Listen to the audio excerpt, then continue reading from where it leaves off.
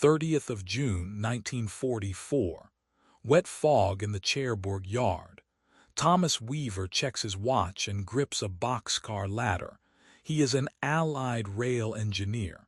His aim is simple: move fuel, ammunition, and rations from the port to the front faster than any convoy. So he designed the Mobile Depot Express, a single standardized train that runs like a moving depot on a fixed beat. He trusts the clock more than luck, even as broken rails, enemy fire, and crowded lines he cannot control wait ahead. He believes timing will decide how fast the Normandy breakout can move. He works out of a rail hut near the quay cranes, the walls damp with sea spray. The order is short: clear a path from the repaired port to the forward railheads. He lays a map flat and marks where trucks bog in ruts and shell holes. The roads eat time because every mile fought by wheel costs fuel and repair. Steel rails are the fast lane he can make if the line stays whole and the clock stays honest. He writes that in his notebook. 2 lines. Keep rails unbroken, keep schedule unbroken. The second depends on the first, so both are his job. He chooses a single answer he can repeat. 1 train, 1 pattern, same shape each run. He names it in pencil, then crosses the name out so it does not become a boast. The consist is his lever. He sets a starting mix: tank cars for fuel, boxcars for rations, covered flats for ammunition. He spaces the flats away from the tankers to cut the risk from sparks and blast. He keeps the loco tender clear of ammo for the same reason. He writes ratios in the margin so he can change the mix by day without changing the plan. He walks the chosen path before he sends a wheel over it. The route runs out of the port yard, through Valognes and Carenton toward the St. Lo railhead. He notes weak bridges where the Germans blew spans and engineers patched timbers fast. He sees a crater that nicks a sleeper and forces a slow order. He writes axle load limits on a scrap and tucks it in his cap band. Because the bridges are soft, he limits car weights. Because the craters are new, he tells the crew to keep eyes ahead and hands on sanders. Covered flats keep the wooden crates from rain and stray cinders. He adds protection where metal meets danger. He orders sandbags stacked on the locomotive running board and around the cab. He requisitions an AA flat car behind the tender, with a ring mount and belt boxes, so the train can answer a low pass without stopping. He places 2 empty boxcars as decoys to mask the tank cars from hostile eyes at level crossings and from the sky. He has seen oil fires bloom from a pierced tanker. He would rather fools shoot wood than fuel. He writes a memo that says so and signs it, so the extra cars are not cut as waste. He drafts a timetable on 1 sheet. It repeats every 6 hours, so crews can learn the beat by feel, not by paper. Mileposts, sidings, and times sit in a neat ladder of ink. He sets dwell times as short blocks with no slack. He pins the sheet where men take their tea, so it enters their hands, then their heads. He marks cars with chalk codes the stevedores can read in fog. A circle for rations, a bar for fuel, a cross for ammunition. He tests it in the yard, lantern held low, and watches a dockman point to the right car with no words. He equips a rolling repair car so small breaks do not stop the run. He lists a light crane, spare rail lengths, pre-drilled fish plates, jacks, and spikes. The plates are drilled in the yard now, so men do not lose minutes with a hand auger in the dark. A fitter and a gang ride in that car with a stove and a crate of bolts. When he imagines a broken chair or a split web, he sees them swing off, fix the fault, and catch the tail without killing the clock. He sets a rule that the same crew rides the whole run. That cuts handover errors and keeps the cadence steady. He picks night for departures. The dark should hide steel from gunners and give the day to line repairs. That choice has a price. It means blacked-out crossovers, dimmed headlamps, and the chance of men who want to tear up track unseen. He accepts it because the sun exposes tankers and makes men targets. In the port, he cuts waiting by design. Because cranes are slow, he has rations pre-palletized on shore so slings lift bundles, not boxes. Because fuel spills kill time and waste, he mandates sealed drums with lead tags. A lead tag shows tamper and stops a barrel from being dipped and relitted loose. He works the handovers with a watch and a pencil. He stands beside stevedores and quartermasters and squeezes the windows until they measure in minutes, not hours. A lull in loading becomes a time for brake checks, not smoke. He agrees signal codes with the yardmen so night is less blind. 2 short whistles before tunnels to warn men on the right halfway. Lamp blinks for siding clear. 1 fixed rule. A hard cap on dwell at each stop, even if a friend asks for another crate. If a crate is late, it goes on the next beat. The train does not pay everyone's debt. He studies the single-track choke at Cairnton. There, a meat can kill a day if a lesser train sits wrong. So he plans staggered meets and writes them next to the mileposts. Lesser trains hold at sidings with clear lamps ready and brakes already set. The express does not wait for permission if the lamp says clear. It takes the road. He draws the first full run as 3rd of July, 1944, and puts his initials at the bottom to fix blame and credit to one hand. He pockets the sheet and feels the edge of the paper like a blade. If the plan fails, it will be because he miscounted minutes. If it holds, men will eat and move. Before dawn on the 3rd of July, 1944, he lifts his arm and gives the hand signal he drilled into crews all week. Couplers stretch, steel clinks, and the Mobile Depot Express pulls its weight out of the yard. The cars answer in sequence. Tankers, covered flats, boxcars, empties where he placed them as shields, and the AA flat tucked behind the tender.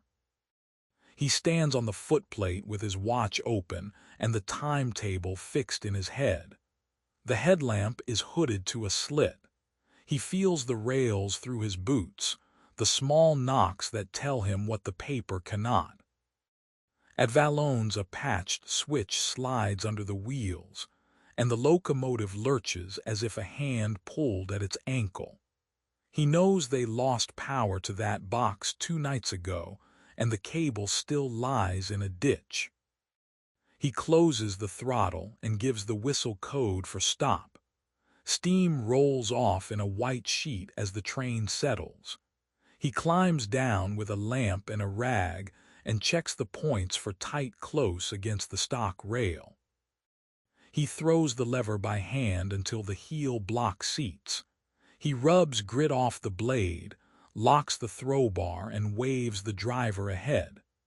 The first axle picks up smooth and the rest follow, slow at first, then steady.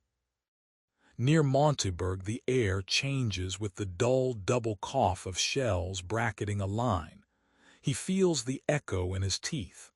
A fragment rattles off the tender and scours paint from the lead tanker. He looks for a fire tongue and sees none. The empty flats he wedged between fuel cars buy them that luck. No steel tank sits next to steel tank, so a single hit cannot run a flame down the train. He reaches for his pencil with a clumsy glove and makes a mark on the tanker dome.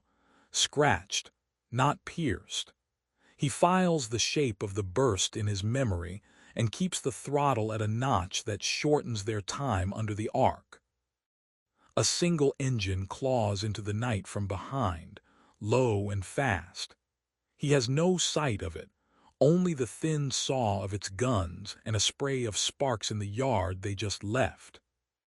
The AA flat behind the tender opens with a harsh rearward beat.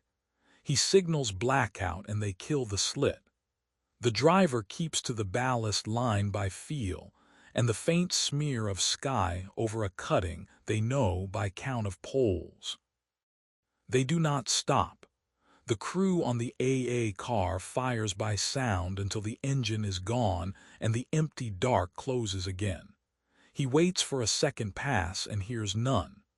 The lamp picks up fresh earth at a culvert where the ditch should show raw water.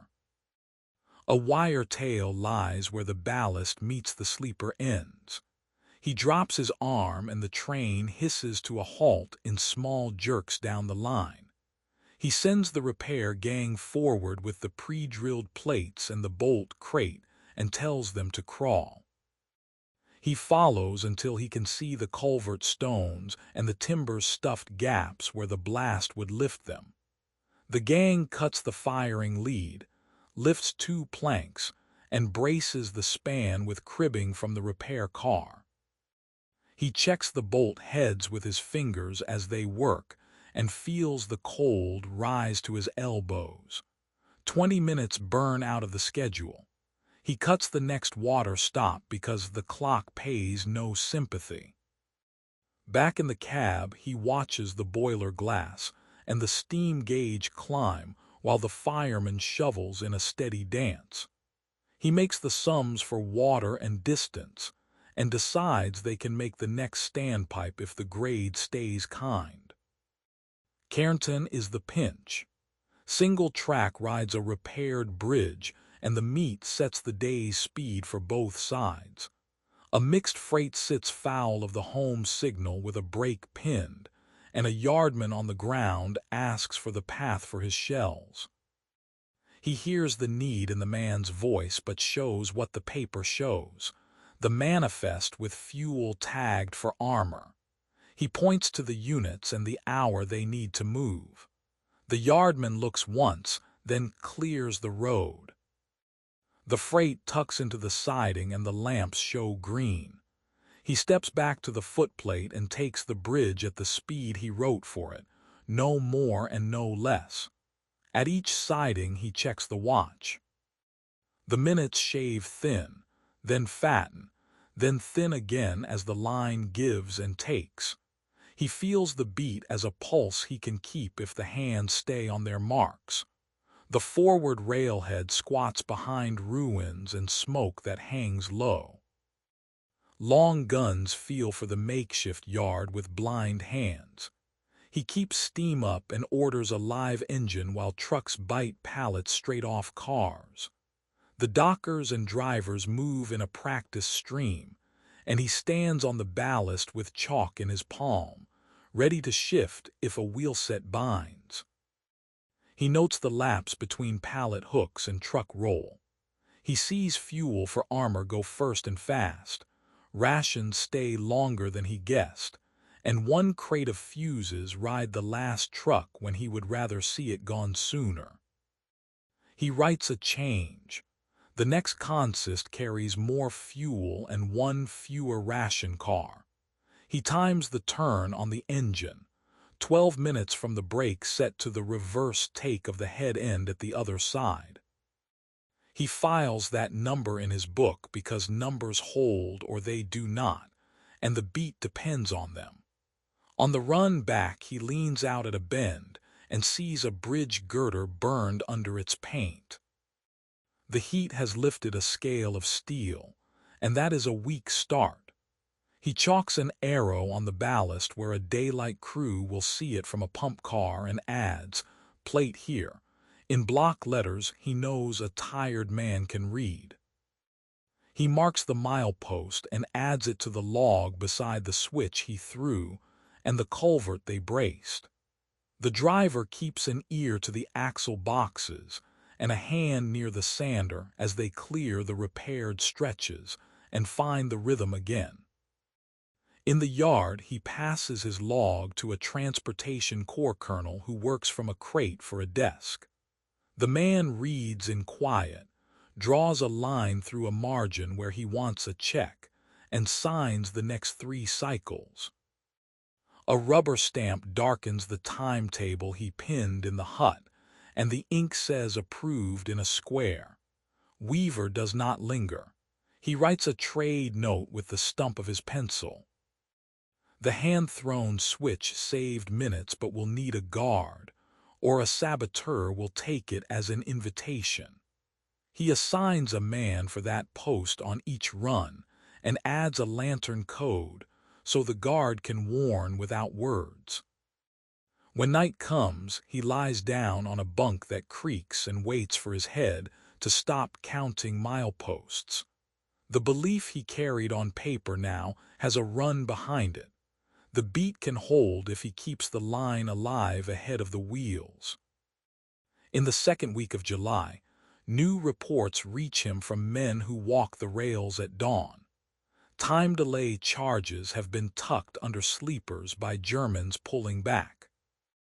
Because a single blast at the wrong mile can cut the beat in half, he orders a small inspection trolley to run ahead of each cycle in first light.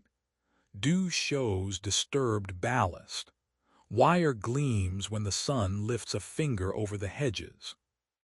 He changes his repair car into a shop that can answer faster. Stacks of pre-cut sleepers banded by 10, bins of bolts sorted by length, and a small welder that draws through a thick cable off the locomotive's generator.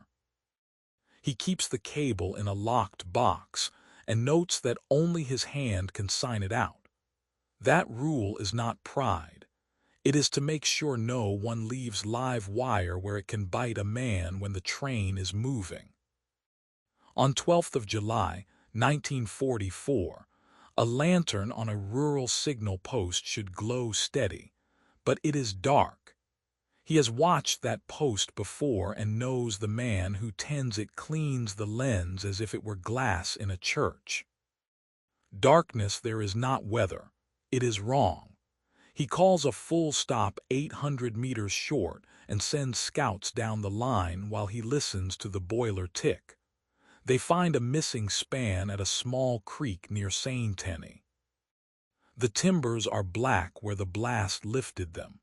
In the dark, the express would have run onto emptiness. Because he stopped, the consist waits upright on whole rails. He gets a line through to Royal Engineers and to French SNCF men. Bailey Bridge parts ride forward on flats, panels, transoms, pins, and chesses. He watches the kit build into a single-lane span in 6 hours while his gang drills the seats and packs the cribbing. The welder he signed out joins angle to angle where the seat plates bite soft wood. When the first axle rolls across, he breathes out and marks the time in his book. The beat fell, but the line now exists where there was none. He does not want to depend on his own eye alone. He writes a drill on a card and has it printed so each crewman can put it in a breast pocket. Stop, scout, bridge or bypass. Simple words for men who will be tired in the dark. He links the drill to lamp codes and whistle patterns they already know, so hands and feet follow even when minds are fogged. The inspection trolley carries extra copies in a tin. He makes each foreman sign for a stack and then tests them by picking a man at random and asking him to point to the step for a dark signal. The answer comes back without speech. The man taps the card and shows the line with a finger. Another leak opens from a different cause. At halts, darkness hides hands. What looks like a shadow at a tarp's edge is a knife. He catches men from a friendly unit slicing canvas to snake a tube into a drum.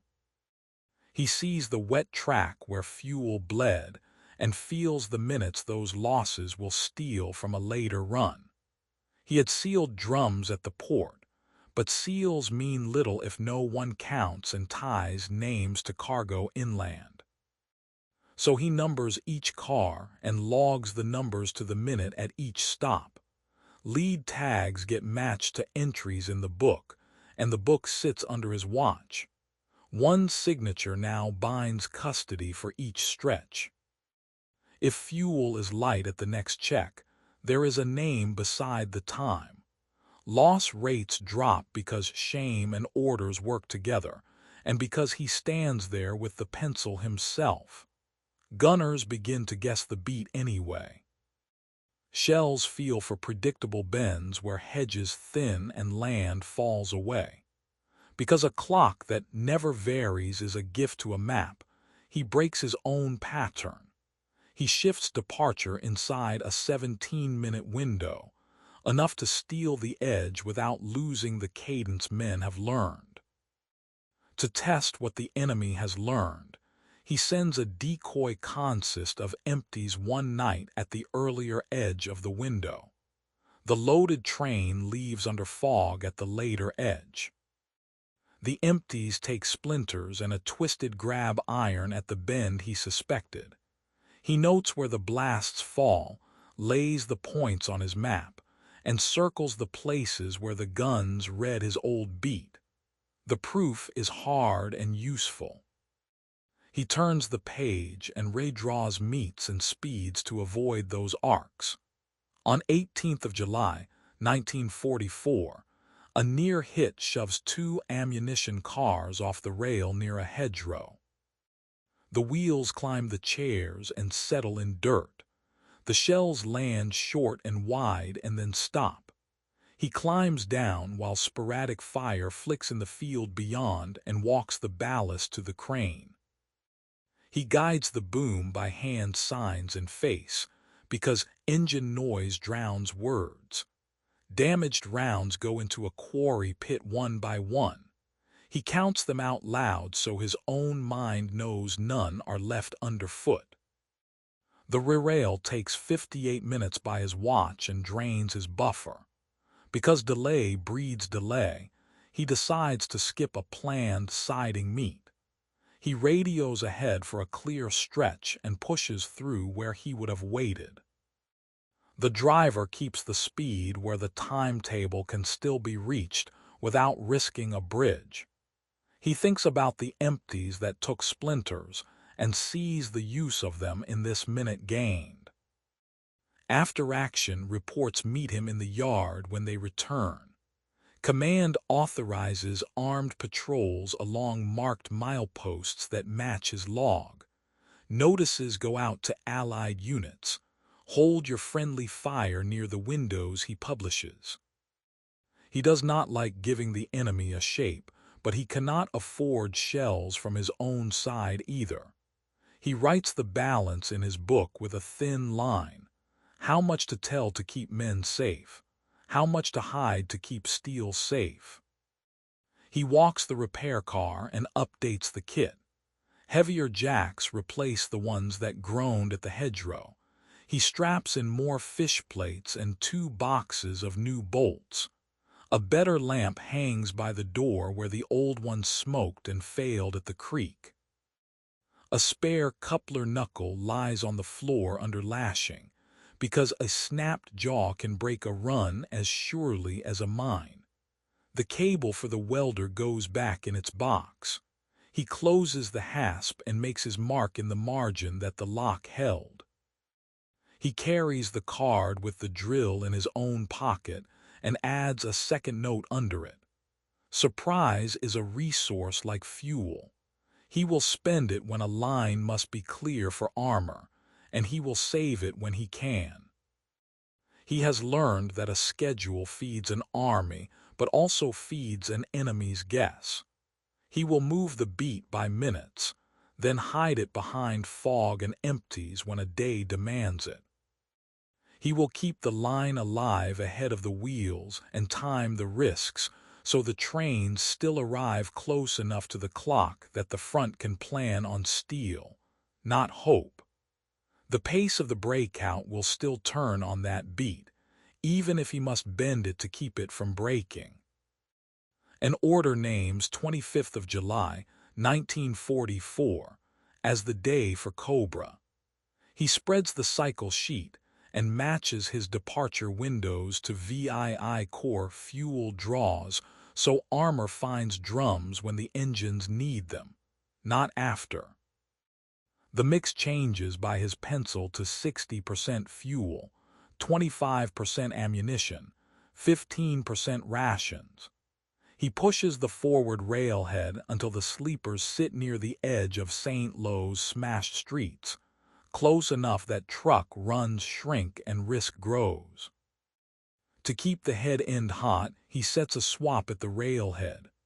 A fresh locomotive under steam at a marked spot, brake hoses tested, coupler heights checked, crew on the ground, 12 minutes from break set to tug out.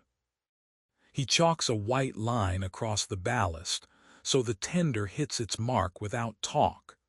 The old engine rolls off to water and ash while the new one takes the weight forward. He wants numbers that prove the change. Before the express, high-demand items took 36 hours by road, chewing rubber and fuel in hedgerow lanes. On his beat, he records a port-to-front time under 10 hours across several cycles, steady enough that the windows hold.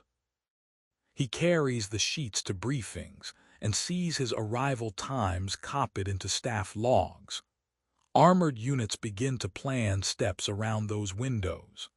S4 officers write his times into daily orders, so convoy marshals and company quartermasters can load to meet steel at a siding, instead of hunting for it on the road. He watches the shape of his ladder appear in other hands, trimmed to inches and minutes. Fog on the 26th of July slides off marsh and sticks to the lamp glass. The slit becomes a dim smear, and the rails vanish into a gray wall. He slows to a crawl where he once ran. The minutes bleed past his schedule and the buffers nudge under strain as the whole consist feels for the line. That cycle lands late. Near Coutances, an armor column pauses for lack of fuel and waits 2 hours. He learns this by a runner who finds him at the head and holds out a folded note with times that do not lie. He checks the boiler glass and the calendar in his head. If he cuts a water stop and keeps grade under control, he can claw back some of the lost time without cooking the engine. He chooses to spend that margin and risks a longer stretch to the next standpipe. The fireman feeds the box with clean strokes and he watches the needle, quiet, as the watch hand moves. The next cycle holds to the printed window and slides into a siding where crews stand ready. The column surges. He stands on the ballast and sees trucks back to his cars and take drums straight off the decks. There is no depot pause. He had already set a through-loading drill. Cranes at the port put drums on pallets sized to a truck bed. Slings pick pallet to car. At the railhead, a truck tailgate drops, and the pallet goes across without a hand lifting a single drum. He paints lanes on flat car decks and writes weights in chalk, so no axle is overfed in haste. He times each transfer and writes the minutes saved beside the scheme. The face of each driver tells him as much as the numbers. No one lingers and no one asks where to queue. A pattern forms in his book. When his beat holds, units move and the road reports red like water running downhill. When his times slip, they slow and bunch. He draws a simple graph in the margin with a dull pencil, his watch times on one line, road speeds on another, days along the bottom. Where one dips, the other follows. The picture is plain enough that he does not need to argue. He uses it to ask for priority through certain meets, and to defend the hot swap practice when coal men complain about heat wasted on standby engines. He keeps his variable window, 17 minutes inside each departure, to blur the enemy's aim and still stay close enough that S4s can plan. He writes that balance as a rule, cadence steady, edges soft. In early August the line lengthens and the front outruns the rails. Bridges and sleepers cannot leap as fast as armor on good roads. He shifts the express's purpose. Instead of trying to follow the spear point, he feeds truck heads further south on firmer ground, places his cycles where convoys can take the load and sprint. He hands his timetable logic to convoy leaders. A ladder of times, simple signals, fixed dwell caps, a rule that one man carries blame for each run. He stands at field rendezvous points with a clipboard and watches drums leave his cars for trucks bound for a bend in the map he cannot see from the yard. He notes where dust trails fade and where they thicken. His hand moves from switch levers to chalk and back again. News arrives in the same plain paper that carries orders. A transportation corps circular cites the express as a model of a moving depot and asks other yards to copy the method with changes to fit local lines. He finds the phrase, moving depot, underlined in blue pencil by someone else's hand, and recognizes the idea he wrote in his notebook as a private line months ago. A colonel calls him in and gives him a commendation and a quiet handshake across a crate that still serves as a desk. There is no headline. He files his own lessons on a single page and tucks it into the notebook he has carried since the port reopened. Standardized loads, rolling repair, variable timing, and one accountable crew. He adds in smaller letters that hot-swapped engines through loading and sealed custody work because they shave minutes, and minutes turn into miles. He walks the yard at dusk with the wind moving salt air through the wagons and listens. The guns are farther off than they were when he first wrote 2 lines about unbroken rails and an honest clock. He checks the watch, sets the next departure inside its small window, and looks once down the track to the lamp where the crew will see his hand. He knows where the line still needs plates and where the sleepers are new. He knows a wire might glint in the morning, and he knows where trucks will back to his cars in the night. The beat must hold one more run, then one more after that. His watch now ticks with the Army's pace, and as long as he keeps its hands near their marks, the breakout keeps its speed. Weaver checks his watch and looks down the line. Rails that were broken now carry the steady beat he taught his crew to keep.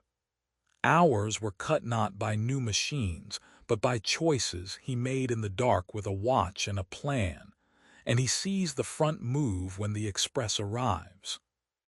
He has learned that timing is reach as much as speed, that minutes turn into miles when the line stays alive ahead of the wheels. He slips the watch back into his pocket and sets the next small window, and the quiet tick of his schedule holds his fate with the Army's and sets the breakout's pace.